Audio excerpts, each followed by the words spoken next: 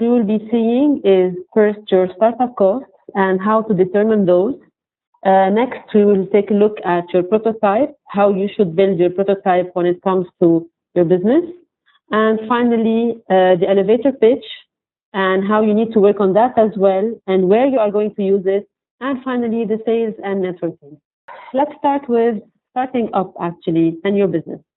Launching a new enterprise has always been a hit or miss proposition. Okay, so whenever we started or whenever we wanted to start a business, whether in the past or now or even in the future, it's going to either be a success or a failure, right? But however, the way we are now doing business and starting businesses up has changed and has changed radically from not so long ago, where actually founders used to write a business plan and then pitch it to investors, assemble a team, introduce a product, and start selling as hard as they could. So that was the traditional way or the old way of starting a business up. People used to make sure that everything is ready. They used to make some market research, write a business plan, get the investors on board, get the team, start working on the product, and then test the products themselves, okay, before they start actually selling it. So everything was in place, everything was already paid for, everything was there, ready. And that was when it was a problem, when it was actually a failure, when the business didn't succeed, because everything was in place and it was very hard to shift to something more flexible. So the new way compared to that is actually the lean startup approach. What is the lean startup approach? First, it has a preference, okay, of experimentation over elaborate planning. So before we used to work a lot on planning. We used to do a lot of market research. We used to have a lot of data. We used to collect a lot of data and then do the planning accordingly. And because we used to do that much planning, it was very hard for us to change that over the course of time. But now with experimentation, no, it's actually we experiment with the prototype, we experiment with the product, with the market, with the target market, and everything else. And then it is more flexible for us to be able to adapt to that market or to do the changes that you want to do. The next thing is customer feedback over intuition. Now, this is very important because before we didn't really have, unless we did market research, we didn't really have customer feedback. And customer feedback, we used to get it as it's actually said, it's customer feedback. So it's feedback from people who have tried our product, okay? So before, we used to rely a lot and heavily on our intuition that this will or will not work, because we didn't have enough data, or not just data, it's because we didn't have enough feedback from our customers over whether they like a product or not, or they want some enhancements or not. Now, today, and with the introduction of new means of communication such as social media, so naming mainly Facebook, Twitter, Instagram, etc., it has become very easy to get customer feedback about the product, about the service, about any type of business you are in. So whenever that has become that possible to get to attain and that possible to collect and gather, okay, we are now able to hear directly from the customer and change the product or adapt it to the customer's needs or enhance it according to the feedback that we are getting. The third thing is iterative design over traditional big design upfront development. So here, what has been happening over the past few years is we do not go from the beginning, okay, with one design that is going to be very hard to change. Now, I'll give you an example of this, okay, about, for instance, car makers. If you take, for instance, car makers back maybe 20 years ago, when cars were mainly made in Germany, then they shifted to Japan, okay? We used to have the same model of car that was done over many years, but they used to make small changes. So this is the big design up front. So we used to have the design, the car was there, and then small changes were done from year to another, but we still had the same design over 5 or 6 years before a car maker would introduce a new design. With the expansion of the market to more emerging markets and towards Korea and China, etc., you cannot tell one model from the other. They are now changing the model of the cars on a yearly basis, Okay, you do not see the same car over and over again, and that is because design has become easier to implement. Because now they say, no, okay, I want to launch that product. Okay, I'll get customer feedback and then I'll adapt later or I'll change later, instead of waiting for the perfect product, because the perfect product doesn't really exist, right? The perfect product is actually something that will always need to be enhanced according to the changes that are happening and to the needs of the customer. So anything that is called the perfect product doesn't exist.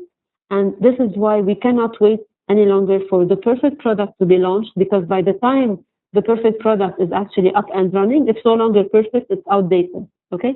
So this is what iterative design is about. It is about coming up with a small design or with a minimum of design, and then over and over enhancing it to respond further and faster to customer needs. Business model is some ideas that you have gathered from your experience, from the experience of your partners, from what you think the market needs, from customer feedback, etc. So this is what the business model is, and so you take it and then you test it out.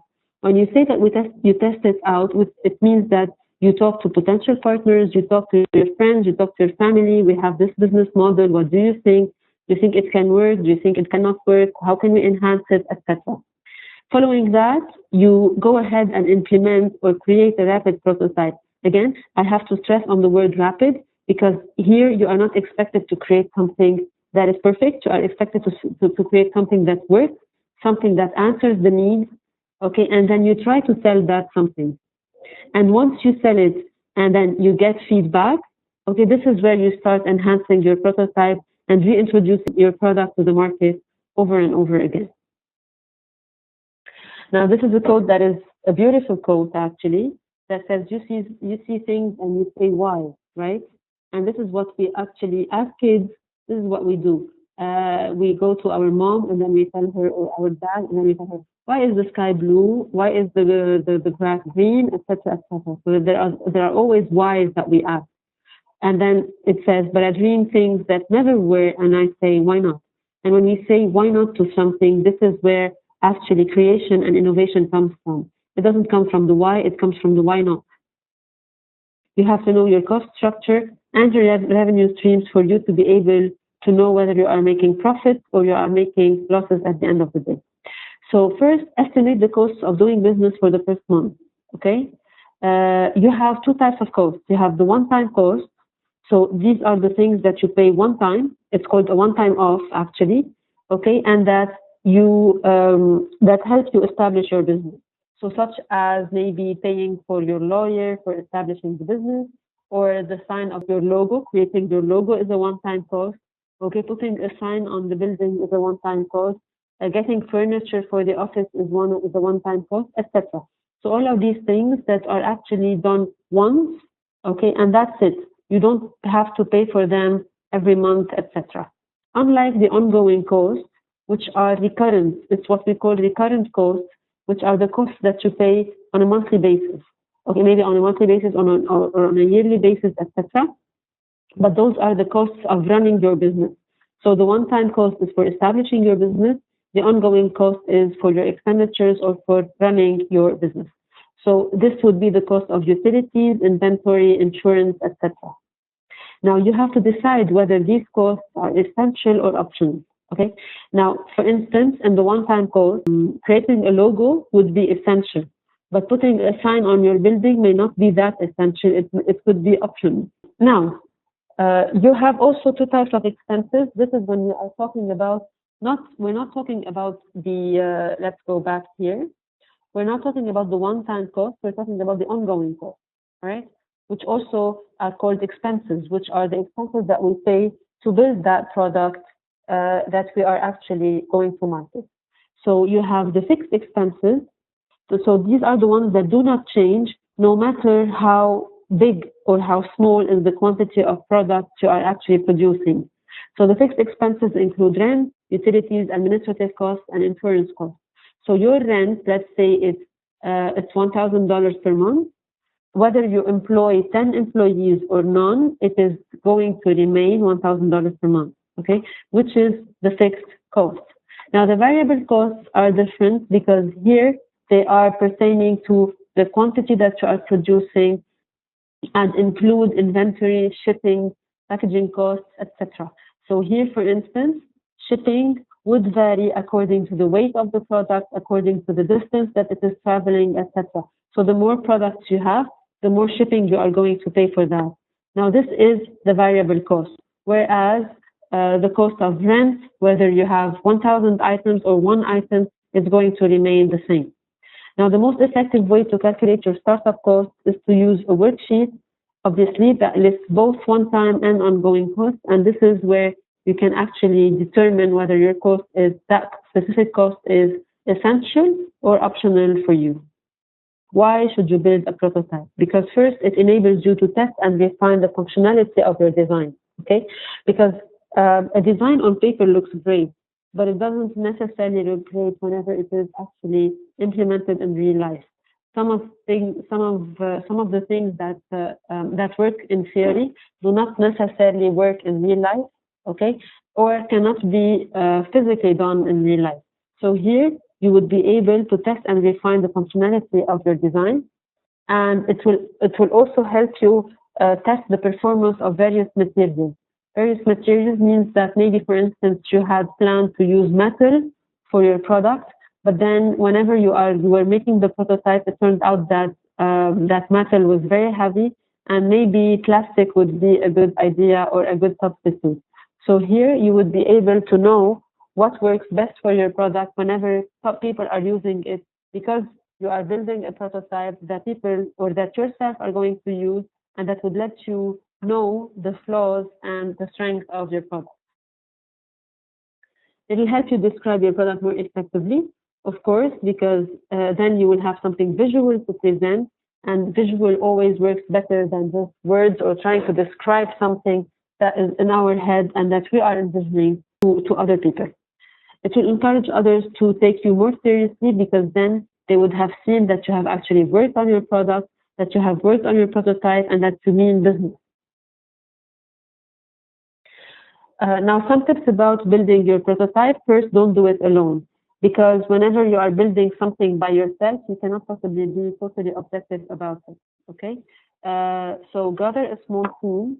It could be your friends, it could be your business partners, it could be your family, it could be anybody, but mainly people who surround yourself with people who will add to the business and to the value of the business model.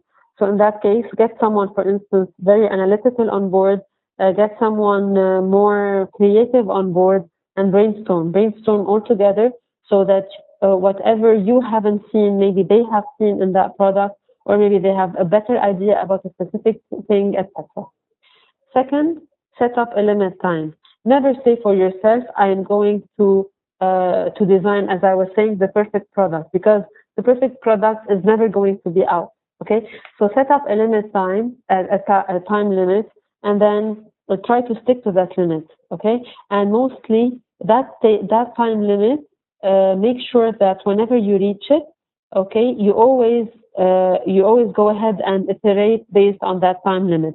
So then you would know that, for instance, if it took you 20 days the first time, okay, or let's say half an hour, okay, depending really on the product and how it is that you're going to build your prototype, okay, depending on that, you would know that the next time, in order to do that small change, this is how much time it is going to take you. Never write on the business model canvas, use post-it. And that's obviously because you cannot possibly reach a perfect business model.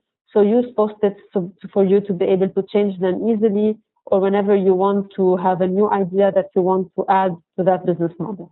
Entrepreneurs, whenever they are out, they are always, whenever they meet new people, whenever they're talking to their family, to their friends, etc., they're always explaining about their business. They always say that, hey, I have a new idea, I want to hear about it. So that new idea that we want people to hear about, it's what we call the pitch, okay? And you trying to pitch to a friend is not the same as you trying to pitch to an investor who is going to bring his money on the table and help you with your business. So, which is why you have to keep your pitch short and simple. You have to make sure that whatever pitch you are creating for your business, okay, has to be a pitch that could be delivered in about 15 to 20 seconds, okay, and that would grab the investors' attention or any stakeholders' attention. Now, another quote, which is beautiful, by the way, which is by one of my favorite writers, Mark Twain, and it says, "I didn't have time to write you a short letter, so I wrote you a long one." It's very important and it's very interesting because it actually explains that it is easier for us to say more words than it is easy for us to say short words, okay, or short or small sentences. So here it tells you that it is very important to know how to pick your words and say something short enough but yet interesting enough to attract people instead of delving into something that is long that becomes too detailed for people to keep attracted or to keep interested in. So the four things that you need to do is first to create your prototype. Okay. Once you create your prototype, you need to prepare your pitch because these two go along. The prototype is there. You need to prepare your pitch for you to be able to present that prototype that you have created. And then you need to practice in front of your friends, in front of your partners, in front of anybody. Okay. And they will tell you if it went well and how you can enhance. And finally, go ahead and present to the investors. Okay, so what are the different types of prototypes that you can actually create? First, you have what we call the role play. Okay, the role play is about you impersonating someone else or maybe impersonating a certain character, and that would help you explain what your prototype is about. Next, it could be a software demo. So if you're in the software business, a software demo would help you show what your prototype is about. It could be a video. So you just make a video, you just film a video of your prototype or of your idea. It could be a drawing, or it could be a simple mock-up that would actually represent that prototype in real life. Now that you have your prototype, you should know how to present it. Okay, you have to be very careful about this because the body talks more than language actually. Okay, your body language is more important than the words that you are using. So make sure that you have a good position. Make sure that your arms are well rested. They are in an opening position and not something that would be perceived as aggressive. And make sure you always make eye contact because eye contact would actually help people link and relate more to what you're saying. The importance of storytelling. Okay, storytelling would help you get your product out and make people relate more to it. Because actually, storytelling would help people understand your story, understand your passion behind that story, understand your passion behind the product itself that you are developing. Okay, and they should all be linked to inspire people to come and invest with you or work for you or etc. So you built your prototype and you prepared. Now we're moving to practice. So when we say practice, it means usually to stay within the time limit that is set for you. Okay, so make sure that whatever it is you're practicing stays within that time limit that is set for yourself. So for instance, if you're doing a pitch of 20 seconds, make sure that that pitch actually fills 20 seconds, not a second more, maybe a second less, but not more than that. Ask your buddy team, so ask your friends what they think about it. Let them judge you, let them rate you, okay, and let them help you in better getting the word out or maybe in better enhancing your pitch. Sales and networking, okay? And why are those very important for yourself, for your company, and for your product? So first, active networking is crucial for entrepreneurs, okay? If you're an entrepreneur and nobody has heard of you or nobody knows you, you're just like one fish in the sea because nobody knows anything about you. Nobody knows why you're special, why your product is special, why you think your business model would work, etc. So first, what you need to do is to choose your spot. And when we say choose your spot, it means that you need to know where to be, okay, where peer partners would be, where potential investors would be, etc. And then you have to go to those spots. So it could be exhibitions, it could be conferences, it could be seminars, it could be any type of event that would gather like-minded people that you could actually interact with and network with for a potential business opportunity. Next, work the opportunity. So whenever, for instance, you are out there in an exhibition, okay, make sure that you are seen there. Work the opportunity of being introduced to new people. Don't just go ahead and sit by yourself. You are there to make a proper networking. You are there to talk to people, to introduce your product to them. So go ahead and do that. Next is lend a shoulder. Lend a shoulder, obviously, if you can be of use to a specific entrepreneur that you know, okay, if you could be of help to them, if you could introduce them maybe to a business partner they have been looking to be introduced to, etc., go ahead and do it, because then it will be also done to you in due time. Okay? Hand out those business cards. That's very important, because whenever your business cards are actually you're like a mini CV of who you are. So those business cards that you have printed, do not put them or keep them in the office drawer. Make sure that you always have them. Make sure you're just handing them out liberally out to anybody. Don't just be selective about who should get your business card, because you never know when opportunity is going to knock on your door, and then that business card that you handed to someone has been actually used by someone to make contact with you. Then for contacts online, okay, so make sure that that you search online through groups, through networking, through social platforms, etc., to contacts that could be interesting to you. So here, for instance, a good example would be LinkedIn. Okay, if you go to LinkedIn and then you see the contacts there, you will see that you might have actually a good pool of people to talk to or to get introduced to for your business and for your company. Find a way to add value. Now that's very important, because whenever you are, for instance, in an exhibition, or whenever you are in a seminar or anywhere else, go ahead and do your thing. Do your thing, it means stand out or do something that you are actually specialized in. So for instance, if you are, for instance, in an exhibition and you want to sell, or your prototype is about video conferencing, go ahead and rent a small room next to the exhibition center and invite people to it, and go ahead and do, for instance, some type of video conferencing that is really with high technology, with a very good speed, with a very high quality, etc. So here, your value would be shown and would be seen actually wherever you are, and it will give your business the opportunity to be seen by a lot of people who wouldn't have found about it otherwise. And finally, plant a hook. So don't leave without and go ahead and be untraceable. Okay, make sure that you always leave room for another contact, or for another meeting, or for another get together. Okay, and make sure that wherever you go, okay, that networking that you did at the beginning, okay, has its fruits and actually gets you something in return by planting that hook that will get you to more maybe events and more business opportunities.